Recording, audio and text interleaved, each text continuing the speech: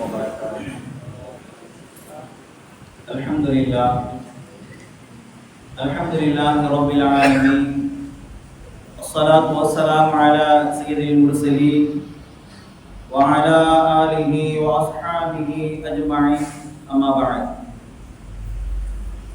قال الله تعالى في القرآن العظيم: أعوذ بالله من الشيطان الرجيم، بسم الله الرحمن الرحيم. وَإِذْ أَخَذَ اللَّهُ مِيثَاقَ النَّبِيِّينَ لَمَا آتَيْتُكُم مِّن كِتَابٍ وَحِكْمَةٍ ثُمَّ جَاءَكُمْ رَسُولٌ مُصَدِّقٌ لِّمَا مَعَكُمْ لَتُؤْمِنُنَّ بِهِ وَلَتَنصُرُنَّهُ. صدق الله العظيم. سبحانك لا علم لنا إلا ما علمتنا إنك أنت العليم الحكيم.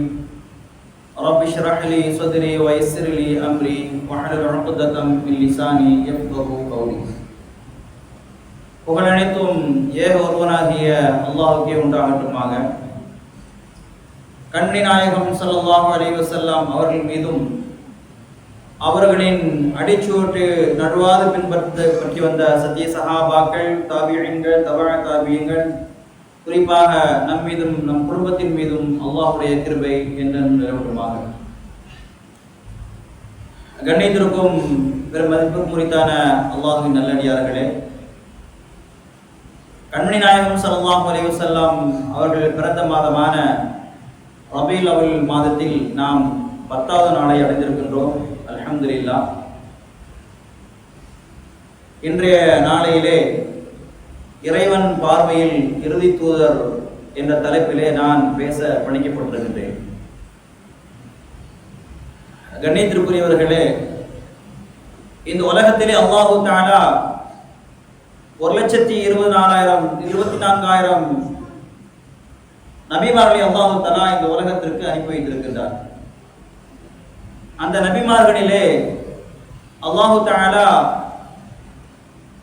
உருல் அஸ்ம் என்று சொல்லக்கூடிய தேர்ந்தெடுக்கப்பட்ட நபிமார்கள் என்பது 5 பேர்கள்.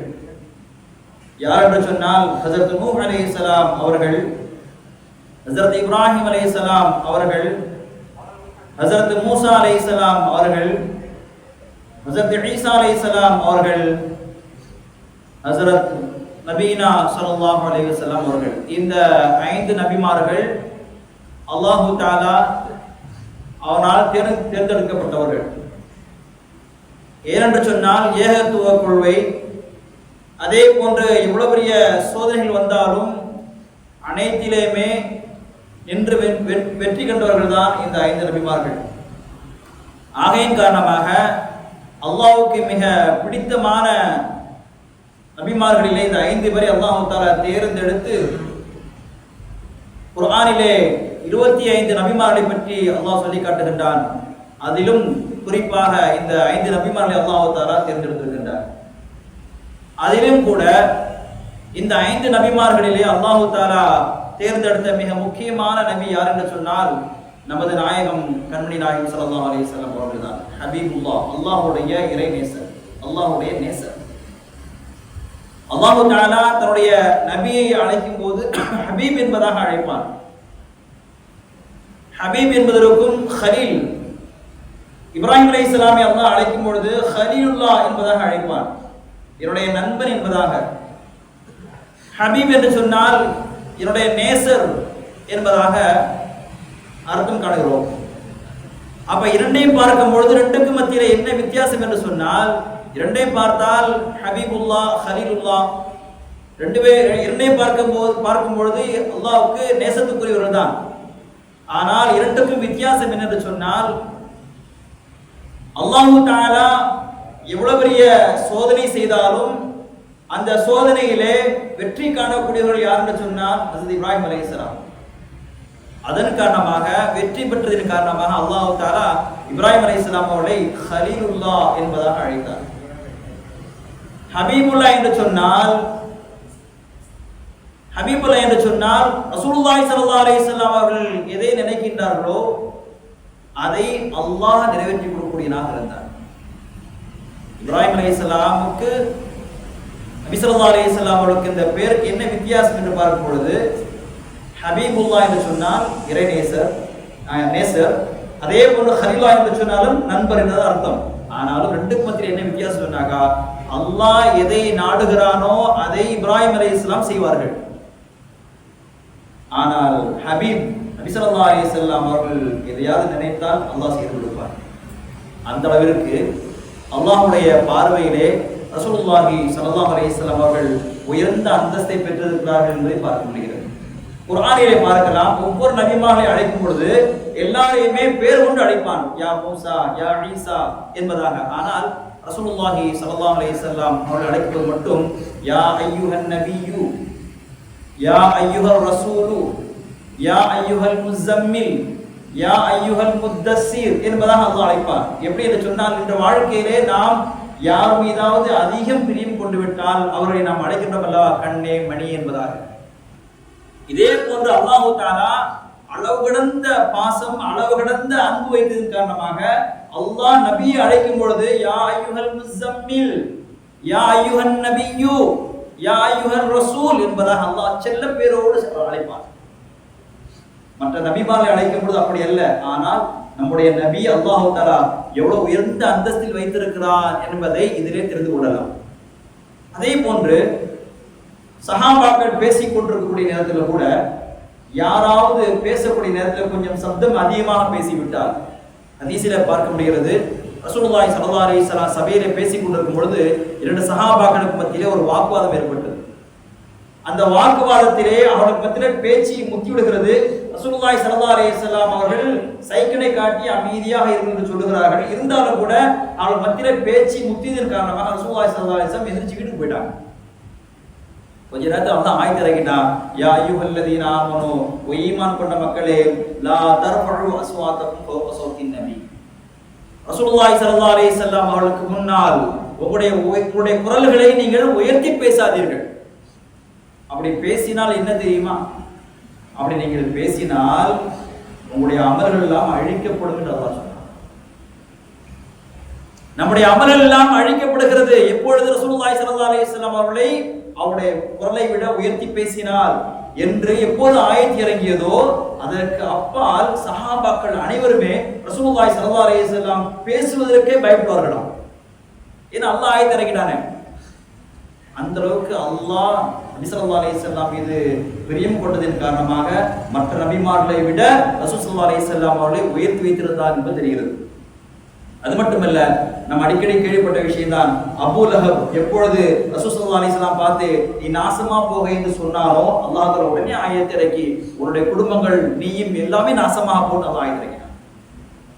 அது மட்டுமல்ல, ரசூலுல்லாஹி ஸல்லல்லாஹு அலைஹி வஸல்லம் அவர்களுக்கு கொஞ்சம் கவலை ஏற்பட்ட உடனே ஹதீஜா ரலியல்லாஹு தஆலா அன்ஹா அவர்கள் மௌத்தா போற நேரம், அந்த நேரத்தில் மிக கவலையாக இருந்தார்கள்.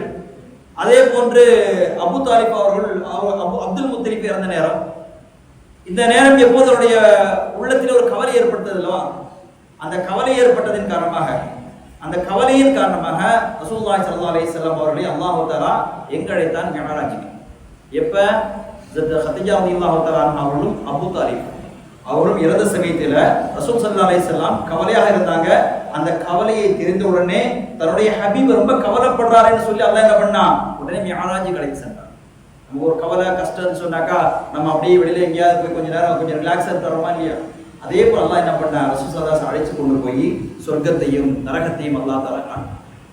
சொர்க்கத்தில் என்னென்ன வளங்கள் இருக்கிறது, இந்த உலகத்தில் யார் யாரெல்லாம் எப்படிலாம் வாழுகிறார்கள், என்னென்னலாம் அநியாயம் செய்கிறார்களோ அவருடைய தண்டனைகள் என்ன என்பதையும் அல்லாஹ் தஆலா ரசூல் ஸல்லல்லாஹு அலைஹி வஸல்லம் அவருடைய உள்ளம் அமைதி பெறுவதற்காக வேண்டி அல்லாஹ் என்ன அழைத்து கொண்டு காட்டினார். இது போன்ற எந்த நபிக்குமே அல்லாஹ் தஆலா இது போன்ற ஒரு வாய்ப்பை கொடுக்கவில்லை.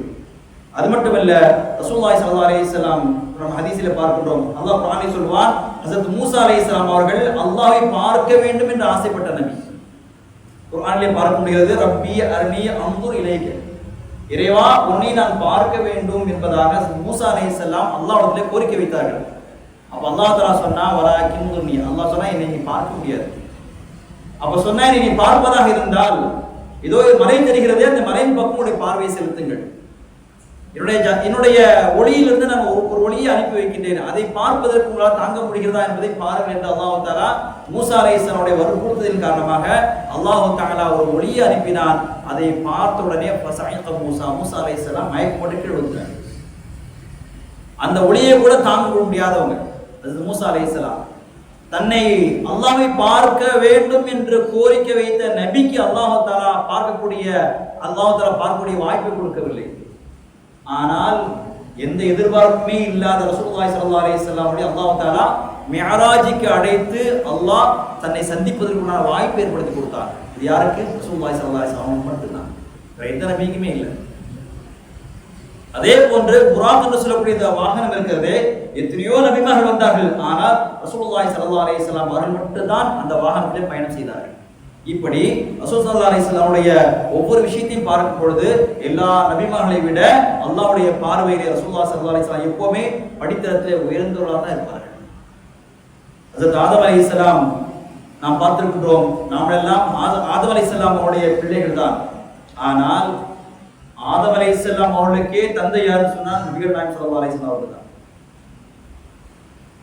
ஹதீஸில் காணப்படுகிறது, ஹஜ்ரத் அபூ ஹுரைரா ரலியல்லாஹு தஆலா கேட்பார், யா ரசூலல்லாஹ் மத்தா வஜபத் லக நுபுவத قال وآدم بين روحي والجسد. ரசூலுல்லாஹி ஸல்லல்லாஹு அலைஹி வஸல்லம் அவங்கள்ட்ட கேட்டாங்க, நாயகமே நபித்துவம் உங்களுக்கு எப்போது வழங்கப்பட்டது என்று சொல்லும் பொழுது ரசூல் ஸல்லல்லாஹு அலைஹி வஸல்லம் சொன்னாங்க, ஆதம் அலைஹிஸ்ஸலாம் உயிருக்கும் உடலுக்கும் இடையில் இருக்கின்ற பொழுதே எனக்கு நுபுவத்து தரப்பட்டு விட்டது என்பதாக நபி ஸல்லல்லாஹு சொன்னாங்க. ஆதம் அலைஹிஸ்ஸலாம் படைப்பதற்கு முன்பதாகவே அல்லாஹு தஆலா ஆதம் அலைஹிஸ்ஸலாமை உடலையும் அந்த ரூஹை ஊதுவதற்கு முன்பதாகவே அல்லாஹு தஆலா நுபுவத்தை அல்லாஹு தஆலா தரிப்படுத்தி விட்டான் என்பதாக ரசூலுல்லாஹி ஸல்லல்லாஹு அலைஹி வஸல்லம் சொல்லி காட்டினார். ஆதம் அலைஹிஸ்ஸலாம் படைப்பதற்கு முன்பதாகவே அல்லாஹு தஆலா நபி ஸல்லல்லாஹு அலைஹி வஸல்லமுடைய அந்த ரூஹானியத்தை படைத்தான் என்பதை ஹதீஸிலே காண முடிகிறது. அது மட்டுமல்ல, நபி ஸல்லல்லாஹு அலைஹி வஸல்லம் அவர்களுக்கு அல்லாஹு தஆலா அந்த பெயர் முஹம்மது அப்படிங்கிற பெயரை அல்லாஹு தஆலா தேர்ந்தெடுத்தார். குறைஷிகள் எல்லாம் நபி ஸல்லல்லாஹு அலைஹி வஸல்லம் அவர்களை திட்டுவார்கள். ஆனால் நபி ஸல்லல்லாஹு அலைஹி வஸல்லம் சொல்வார்கள், அவர்கள் என்னை சபிக்கின்றார்கள், நான் சபிக்கப்படக்கூடியவன் அல்ல, நான் புகழுக்குரியவன். அவர்கள் திட்டும் போதெல்லாம் முஹம்மது என்று சொல்லிதான் திட்டுவார்கள். ஆனால் திட்டுவதாகத்தான் இருக்கும், ஆனால் எனக்கு புகழாக அமையும். திட்டக்கூடிய நேரத்தில் கூட அவர்கள் பயன்படுத்தக்கூடிய வார்த்தை முஹம்மது, அந்த வார்த்தை புகழுக்குரியவர். அந்த வார்த்தையில அவர்கள் திட்டுகிறார்கள், ஆனால் அது எனக்கு அல்லாஹ் தஆலா புறத்திலிருந்து எனக்கு புகழாக அமைகிறது என்று ரசூலுல்லாஹி ஸல்லல்லாஹு அலைஹி வஸல்லம் சொன்னார். அதே போன்று மற்ற நபிமார்களை பார்க்கும் பொழுது பிறப்பதற்கு முன்பதாகவே அல்லாஹ் தஆலா போற்றப்பட்ட நபியார் சொன்னா நபிகள் நாயகம் ஸல்லல்லாஹு அலைஹி வஸல்லம் மட்டும்தான். ஈசா அலைஹிஸ்ஸலாம் அவர்கள் பிறந்ததற்கு பின்பதாக அவருடைய தாயை மரியம் அலைஹிஸ்ஸலாம் அவர்களை எல்லோரும் ஊரில் எல்லாரும் என்ன செஞ்சாங்க? திட்டாங்க. இந்த பெண் எப்படி குழந்தை பெற்றான்னு தெரியல. அப்படி பேசிக் கொண்டிருக்கூடிய நேரத்திலே அல்லாஹ் தஆலா அந்த ஹஜ்ரத் ஈசா அலைஹிஸ்ஸலாம் குழந்தையாக இருக்கும் பொழுது பேசக்கூடிய சக்தியை கொடுத்தான். சொன்னார்கள், கால இன்னி அப்துல்லாஹ் ஆதானில் கிதாபி வஜஅல்னி நபியா, நான் அல்லாஹ்வுடைய அடிமை, எனக்கு வேதம் கொடுக்கப்பட்டிருக்கிறது, நான் உங்களுடைய நபியாக இருக்கிறேன் என்பதாக பிறந்த குழந்தை பேசியது எப்பொழுது?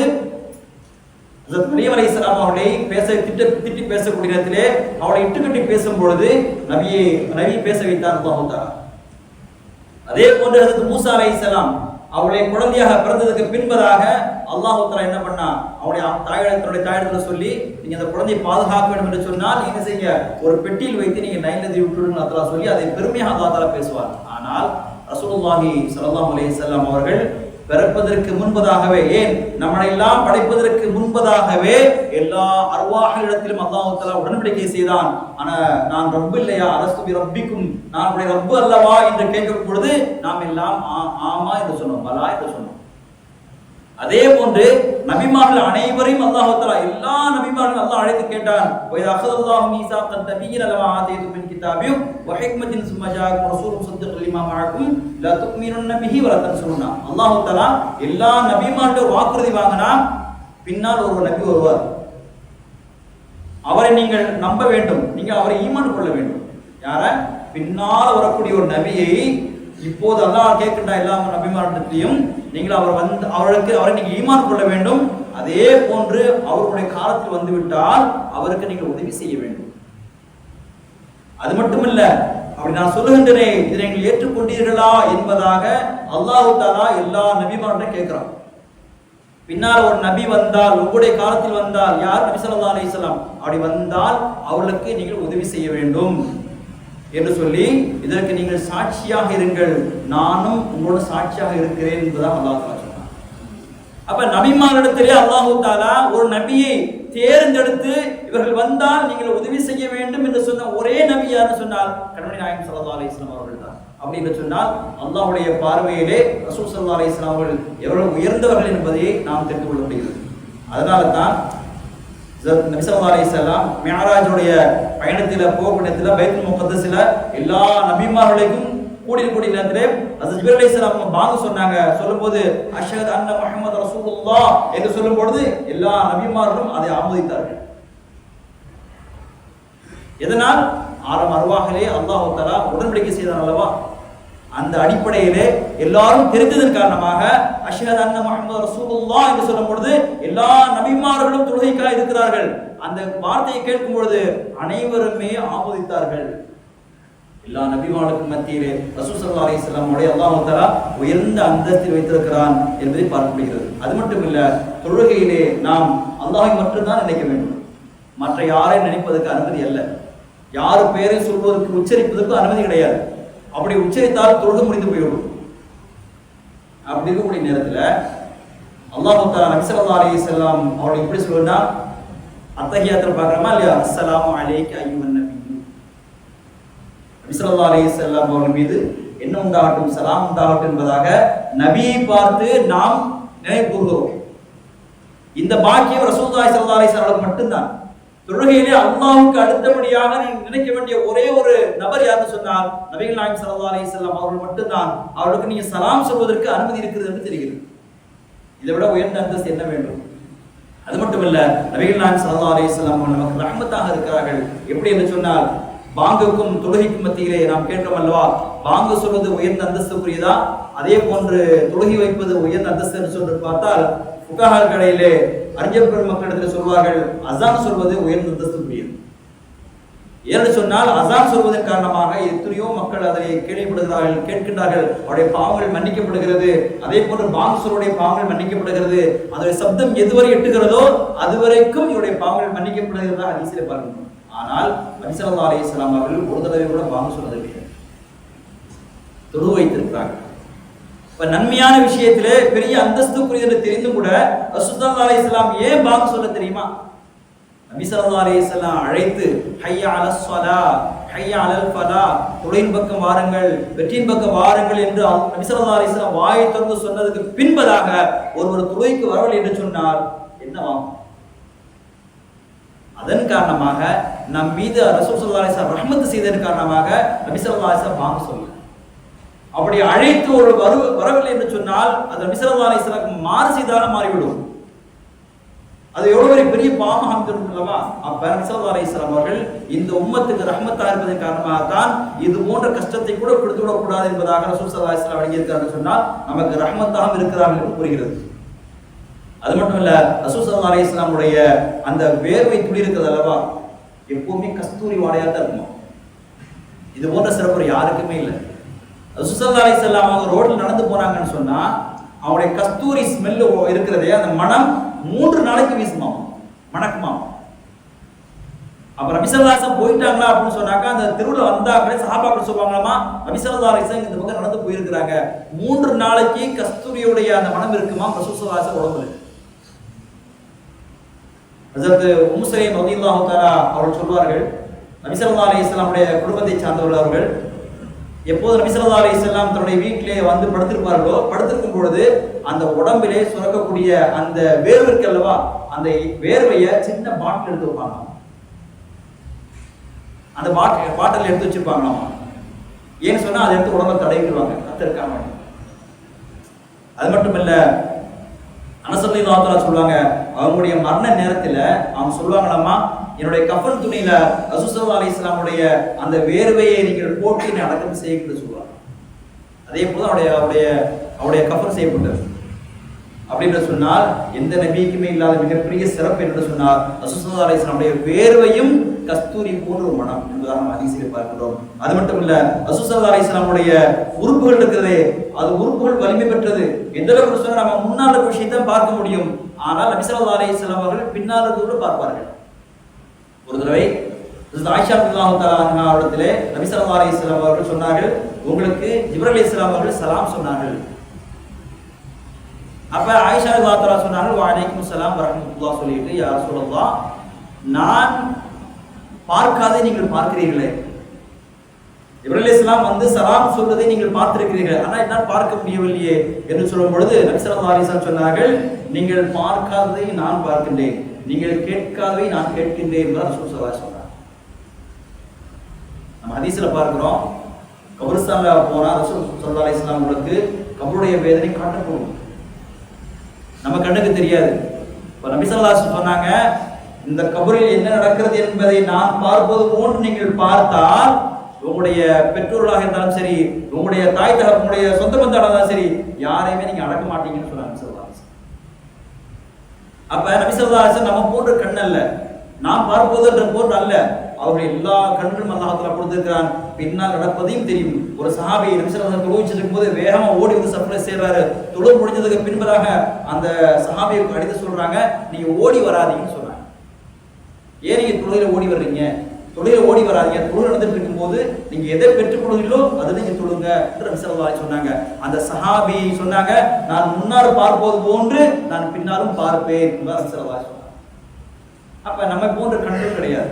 ரசூலுல்லாஹி ஸல்லல்லாஹு அலைஹி வஸல்லம் அவர்கள் அந்த இடத்துல மிகப்பெரிய அந்தஸ்து உயர்வு பெற்றவர்கள். அது மட்டுமல்ல, உதைபியா உடன்படிக்கையின் பொழுது ரசூலுல்லாஹி ஸல்லல்லாஹு அலைஹி வஸல்லம் அந்த உடன்படிக்கை நடந்துட்டு இருக்கும் பொழுது மக்களுக்கு எல்லாம் தாகம் ஏற்பட்டுச்சு, தண்ணி தாகம். அப்போ ஒரு சின்ன கோடையில தண்ணி இருக்குது, ரசூல் ஸல்லல்லாஹு அலைஹி வஸல்லம் வேகமா அது உதவி செய்யப்பட சஹாபாங்க ஓடி வராங்க. நபி ஸல்லல்லாஹு அலைஹி வஸல்லம் உதவி செய்றாங்க, ஓடி சொல்றாங்க, யார சொல்லலாம், இந்த தண்ணி தவிர குடிப்பதற்கு வேற தண்ணியே கிடையாது சொன்னாங்க. நபி ஸல்லல்லாஹு அலைஹி வஸல்லம் சொன்னாங்க, எல்லாத்தையும் அழைத்து அந்த பாத்திரத்தை கொடுன்னு சொல்லி தன்னை கையை உள்ள வைக்கிறாங்க. யார் யாருக்கு தண்ணி வேணுமோ குடிச்சுன்னு சொல்றாங்க. எல்லோரும் தண்ணி பிடிக்கிறார்கள். ஹதீஸ்ல பார்க்கிறோம், ஹஸரத் சாலிஹ் இப்னு அபில் ஜஹஷ் ரலியல்லாஹு ரஹ்மத்துல்லாஹி கூறுகிறார்கள், நான் ஜாபிர் ரலியல்லாஹு தஆலா கேட்டேன், நீங்கள் அந்த நேரத்தில் எத்தனை பேர் இருந்தீங்கன்னு கேட்டேன். அவர் சொன்னாங்க, நாங்கள் 1,00,000 பேர் இருந்தாலும் கூட எங்களுக்கு தண்ணி அதிகமாக வந்திருக்கும், ஆனால் அந்த நேரத்தில் நாங்கள் 1400 பேர் இருந்தோம், இன்னொரு அறிவிப்பிலே 1500 பேர் இருந்தும் கூட அந்த தண்ணீரை நாங்கள் பயன்படுத்துகிறோம் என்று சொன்னாங்க. யோசித்து பாருங்கள். ஒரு கோடையில ரசூல் ஸல்லல்லாஹு அலைஹி வஸல்லம் கையை உள்ள விடுறாங்க. அது ஜாபிர் ரலியல்லாஹு அன்ஹு சொல்றாங்க, நான் கையில பார்க்கும்போது ஊற்றுக்கண்கள் தண்ணி ஓண்டு தண்ணி வருவதை கண்டு கூட நான் பார்த்தேன்னு சொன்னாங்க. அதே போன்று ரசூலுல்லாஹி ஸல்லல்லாஹு அலைஹி வஸல்லம் அவர்கள் நம்மை போன்ற நாவு அவர்கள் கிடையாது. நம்முடைய நாவு நாம் சாப்பிடக்கூடிய ருசியைத்தான் அறிந்து கொள்ளும், உப்பு இருக்கிறதா உரப்பு இருக்கா அதைத்தான் அறியும். ஆனால் நபி ஸல்லல்லாஹு அலைஹி வஸல்லம் அவர்கள் அவர் உணவை வாயில் வைத்தால் அது ஹராமா ஹலாலான்னு கண்டுபிடிப்பாங்க. ஹதீஸ்ல பார்க்கிறோம், கைபர் வெற்றி கொள்ளப்பட்ட பின்பதாக ரசூல் ஸல்லல்லாஹு அலைஹி வஸல்லம் அவர்களுக்கு விருந்து வைச்சாங்க. யார்? யூதர்கள். அப்படி விருந்து வைக்கக்கூடிய நேரத்தில் நபி ஸல்லல்லாஹு அலைஹி வஸல்லம் பிரியமா சாப்பிடக்கூடியது ஆட்டிறைச்சியுடைய முன்பக்கம் சதை, முன்பக்கம் இருக்கா இல்லையா, அந்த காலை சாப்பிடுவாங்க, அந்த சப்பைய. அதுல என்ன பண்ணாங்க சொன்னா விஷத்தை தடவி கொடுத்தாங்க ரசூல் ஸல்லல்லாஹு அலைஹி வஸல்லம். நபி எடுத்து வாயில வைக்கிறாங்க, அவங்களுக்கு நாக்கு அறிவிச்சிருச்சு இதுல விஷம் இருக்குன்னு சொல்லி. நபி ஸல்லல்லாஹு அலைஹி வஸல்லம் சஹாபாக்களை கூப்பிட்டாங்க, இருக்கக்கூடிய யூதர்லாம் கூப்பிடுன்னு சொன்னாங்க. எல்லாரும் வந்தாங்க. சொன்னாங்க, உங்கள்கிட்ட நான் ஒரு உண்மையை கேட்பேன், நீங்க சரியா சொல்லணும், சொல்லுங்க என்ன கேட்குறீங்க, நாங்கள் உண்மையை சொல்றோம். அப்ப நபி ஸல்லல்லாஹு அலைஹி வஸல்லம் ஒரு நபரை அழைத்து கேட்டார், உங்களுடைய தகப்பனார் பேர் என்னன்னு சொல்லி. அவர் சொன்னார், என்னோட தகப்பனார் இன்னார் அப்படின்னு. நபி ஸல்லல்லாஹு அலைஹி வஸல்லம் சொன்னாங்க, அவர்கள் உங்களுடைய தகப்பனார் இன்னார் அப்படின்னு சொன்னாங்க. அவர் சொன்னாங்க, உண்மைதான், நீ சொல்றது உண்மைதான், நான் சும்மா தான் உங்களை கேட்டு பார்த்தேன். இப்ப நபி கேட்டாங்க மறுபடியும், நான் கேட்டால் உண்மை சொல்வீர்களா? கண்டிப்பாக சொல்வோம். நாளைக்கு நரகத்துக்கு செல்லக்கூடியவர்கள் யார் என்று சொல்லும் பொழுது அவர்கள் சொன்னார்கள், நாங்கள் நரகத்துக்கு இருப்போம், கொஞ்ச காலம் இருப்போம், அதற்கு அப்பால் நீங்க தான் நரகத்துக்கு போவீங்கன்னு சொன்னாங்க நபியை. நபி சொன்னாங்க, அல்லாஹ்வுடைய சாபம் உங்களுக்கு உண்டாகட்டும், எந்த காலத்தையும் நாங்கள் நரகத்துக்கு போக மாட்டோம், நீங்கள் தான் நரகத்துக்குரியவர்கள் என்று சொல்லிவிட்டு மறுபடியும் நான் கேட்கின்றேன், ஒரு உண்மையை கேட்பேன், நீங்க சொல்வீர்களா? இதெல்லாம் ஹதீஸ்ல வருது. சொல்லுங்க, இதுக்கு மேல நாங்க எதுவும் சொல்ல முடியாது, நாங்க எதை கேட்டாலும் நீங்க சரியா சொல்றீங்க, சொல்லுங்க என்ன செய்யணும் கேட்டாங்க. எனக்கு கொடுத்த அந்த ஆட்டு இறைச்சியில யார் விஷம் வைத்தது, விஷம் வைத்தீர்களா என்று கேட்கும்போது, ஆமா விஷம் வைத்தோம். எதனால் வைத்தீர்கள் என்று கேட்கும் பொழுது, நீங்கள் நபி இல்லாமல் இருந்தால் அந்த இறைச்சியை சாப்பிட்டு நீங்கள் இறந்து போயிருந்தால் நாங்கள் சந்தோஷம் அடைந்திருப்போம். ஆனால் நபியாக இருந்தால் அந்த இறைச்சி விஷயம் அவரை ஒன்றும் செய்யாது என்பதை நாங்கள் அறிந்திருக்கிறோம், அதனால தான் நாங்கள் வைத்தோம் சொன்னார். நபி ஸல்லல்லாஹு அலைஹி வஸல்லம் அந்த நாக்கு கூட நம்மை போல் ருசி மட்டும் பார்ப்பதல்ல, விஷம் கலந்தது கூட கண்டுபிடிக்கும். அந்த அளவுக்கு அல்லாஹ் தஆலா உயர்ந்த அந்தஸ்தான நபி ஸல்லல்லாஹு அலைஹி வஸல்லம் வைத்திருந்தாங்க. நபி ஸல்லல்லாஹு அலைஹி வஸல்லம் சொன்னாங்க, எல்லா நபிமாரை விட எனக்கு கொடுக்கப்பட்ட ஐந்து விஷயங்கள் இருக்கிறது என்று சொன்னாங்க. எதுகளுக்கும் எனக்கும் இடையே ஒரு மாத கால பயண தொலைவில் இருந்தாலும் அவருடைய உள்ளங்களில் என்னை பற்றிய அச்சம் ஏற்படும். நபி ஸல்லல்லாஹு அலைஹி வஸல்லம் இங்க இருக்கிறான்னு சொன்னா ஒரு மாத தொலை தூரத்திற்கு நபியோடைய அச்சத்தை அல்லாஹ் தஆலா போட்டு வச்சிருப்பா எப்பவுமே. அது மட்டும் இல்ல, சொன்னாங்க ரசூல் ஸல்லல்லாஹு அலைஹி வஸல்லம் எந்த நபிக்குமே கொடுக்காத ஒரு 5 விஷயங்கள் ஒண்ணு. இரண்டாவது, தரை முழுவதும் அல்லாஹ் தன்னை சுத்தமாக ஆகி வைத்திருக்கிறான். எல்லா இடங்களிலும் தொழக்கூடியத இந்த விஷயம் அல்லாஹ் எனக்கு தான் தந்திருக்கிறான். தயமம் செய்வதற்கும் இந்த நபிக்கு தான் அல்லாஹ் அனுமதி கொடுத்திருக்கிறான். பூமியில எல்லா பக்கமும் தொழுவதற்கு அனுமதி நபி ஸல்லல்லாஹு அலைஹி வஸல்லம் மட்டும் தான் கொடுத்திருக்கிறான். அது மட்டும் இல்ல, மூன்றாவது சொன்னார்கள், முந்தைய இறைத்தூதர்கள் எவருக்கும் அனுமதிக்கப்படாத போரில் கிடைக்கக்கூடிய அந்த பொருள் செல்வம் இருக்கிறதே அது எனக்கு மட்டும் அனுமதிக்கப்பட்டிருக்கிறது. நாலாவது சொன்னாங்க, ஒவ்வொரு இறைத்தூதருமே அந்தந்த சமுதாயத்திற்கு மட்டும்தான் நபியாக அனுப்பப்பட்டார்கள். ஆனால் நான் உலகத்தில் கூட எல்லாருக்கும் நபியாக அனுப்பப்பட்டிருக்கிறேன். ஜின்னினத்தார்களுக்கு நான் நபியாக அனுப்பப்பட்டிருக்கிறேன் என்று ரசூல் ஸல்லல்லாஹு அலைஹி வஸல்லம் சொன்னாங்க. அது மட்டும் இல்ல, நாளைக்கு மறுமையிலே அனைத்து நபிமார்களும் அமைதியாக இருப்பார்கள். ஆனால் பரிந்து பேசுவதற்கு தகுதியான ஒரே ஒரு ஆள் யாருன்னு சொன்னாங்க சொன்னாங்க. எல்லா நபிமார்களுமே கியாமத்துடைய நாளையில யாரு அல்லாஹ்ட்ட இந்த நிலைமையை மாற்றுறது, இந்த கடைசி நேரம் இல்லையா, அந்த நேரத்தில் அல்லாஹ் தஆலா தரைகளை செம்ப மாற்றிடுவானா. செம்ப மாற்றப்படும் தரைகள் எல்லாம் நல்லா கவனிச்சுக்கிடுங்க, செம்ப மாற்றப்படும். நம்முடைய அமலுக்கு தகுந்தவார் யார் யார் பாவம் செய்திருக்காங்களோ அந்த பாவத்துக்கு தகுந்த மாதிரி அவர்கள் வேர்வையில மூழ்கி இருப்பார்கள். சில பேர் இடுப்பு வரைக்கும் இருப்பாங்க, சில பேர் கழுத்து வரைக்கும் இருப்பாங்க, சிலர் வாய் வரைக்கும் இருப்பாங்க. ஏன்னு சொன்னா அந்த செம்பு தரைக்கு முடியக்கூடிய சக்தி கிடையாது. இந்த சூழ்நிலை ஏற்பட்டிருக்கும் பொழுது எல்லாரும் என்ன செய்வாங்க, ஒவ்வொரு நபியிடமும் உதவி கேட்பாங்க. அவங்க சமுதாயம் மூசா அலைஹிஸ்ஸலாம், ஈசா அலைஹிஸ்ஸலாம் எல்லாருமே ஒவ்வொரு நபியிட கேட்பாங்க. எல்லாம் சொல்லுவாங்க, என்னால ஒண்ணுமே செய்ய முடியாது, இதுக்கு தகுதியான ஒரே ஆளியான்னு சொன்னா நபிகள் நாயகம் ஸல்லல்லாஹு அலைஹி வஸல்லம் அவங்க நபி கேளு. எல்லா உம்மத்துமார்களும் எல்லா சமுதாயமும் நபி ஸல்லல்லாஹு அலைஹி வஸல்லம் சொல்லும் பொழுது அது வரைக்கும் இந்த நிலைமையை எல்லாம் சொல்லுவாங்க, அந்த நிலைமையை மாற்றிடணும். ஒண்ணு சொர்க்கமோ நரகமோ, ஆனா இந்த நிலைமை வரக்கூடாது. சொர்க்கத்துக்காக போயிடுவான், நரகத்துக்காக போயிடுவான், இந்த அதாவை அனுபவிக்க முடியாது. இந்த நிலைமையை மாற்றி ஆகணும்னு சொல்லும் பொழுது அந்த நேரத்தை உதவி செய்யக்கூடிய தகுதி யாருக்கு அல்லாஹ் கொடுத்தான்னு சொன்னா எந்த நபிக்குமே கொடுக்கல, நபி நாயகம் ஸல்லல்லாஹு அலைஹி வஸல்லம் மட்டும்தான் கொடுத்தான். ஏன்னு சொன்னால் அல்லாஹ்வுடைய பார்வையில் அவர் மிக உயர்ந்தவர்கள். அவர்கள் துஆ கேட்பார்கள், கேட்கும் பொழுதுதான் அல்லாஹ் தஆலா அந்த நிலைமையை மாற்றுவான் என்று நம்ம ஹதீஸில் பார்க்க முடியும். கண்ணிமிக்கவர்களே, இது போன்று மற்ற நபிமார்களை விட நபி நாயகம் ஸல்லல்லாஹு அலைஹி வஸல்லம் அவர்கள் அல்லாஹ்வுடைய பார்வையிலே மிக உயர்ந்தவர்களாக இருக்கிறார்கள் என்பது தெரிகிறது. நாமும் அந்த சமுதாயத்தில் உள்ளவர்கள், நம்முடைய நபி, அப்ப நாமும் உயர்ந்தவர்கள். நாளைக்கு மறுமையிலே சொர்க்கத்தில் முந்தி செல்லக்கூடிய சமுதாயம் எதுன்னு சொன்னா நாமத்தான் இருக்கிறோம். அப்படிப்பட்ட அந்த நபியை அல்லாஹ் எந்த அளவுக்கு நேசித்தானோ அதே போன்று நாமும் நேசிக்க வேண்டும். அதன் அடிப்படையில் நாம் அமல் செய்தோம் என்று சொன்னால் அல்லாஹ்வுடைய ரசூல் ஸல்லல்லாஹு அலைஹி வஸல்லம் அன்பையும் பெற முடியும், நாளைக்கு மறுமையிலே அல்லாஹ்வுடைய ரிலாவையும் பெற முடியும். அப்படிப்பட்ட நன்மக்களாக அல்லாஹ் நாம் அனைவரையும் ஆக்கி முடிவானாக. வாஹிர் தஅவானா அல்ஹம்துலில்லாஹி ரப்பில் ஆலமீன். அஸ்ஸலாமு அலைக்கும் வரஹ்மத்துல்லாஹி வபரகாத்துஹு. ஸல்லல்லாஹு அலா முஹம்மத் ஸல்லல்லாஹு அலைஹி வஸல்லம். ஸல்லல்லாஹு அலா முஹம்மத் ஸல்லல்லாஹு அலைஹி வஸல்லம்.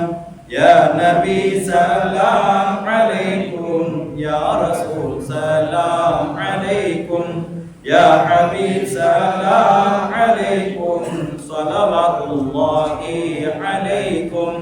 أشرق البدر علينا فاختفى منه البدور مثل حسنك ما رأينا قط يا وجه سرور. أنت شمس أنت بدر أنت نور فوق نور. أنت يكسير وغالي أنت مصباح الصدور. يا حبيبي يا محمد يا عروس الخافقين. يا مؤيد يا ممجد يا إمام القبلتين. من رأى وجهك يسعد يا كريم الوالدين.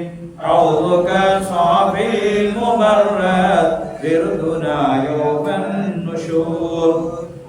أنت غفار الخطايا وذنوب الموبقات أنت ستار المساوي ومقيل الحسرات يا ولي الحسنات يا رفيع الدرجات كفر عني ذنوبي واعف لي عن سيئات عالم سر وأخفى مستجيب الدعوات رب ارحمنا جميعا بجميع الصالحات لا إله إلا الله لا إله إلا الله لا إله إلا الله محمد رسول الله صلى الله على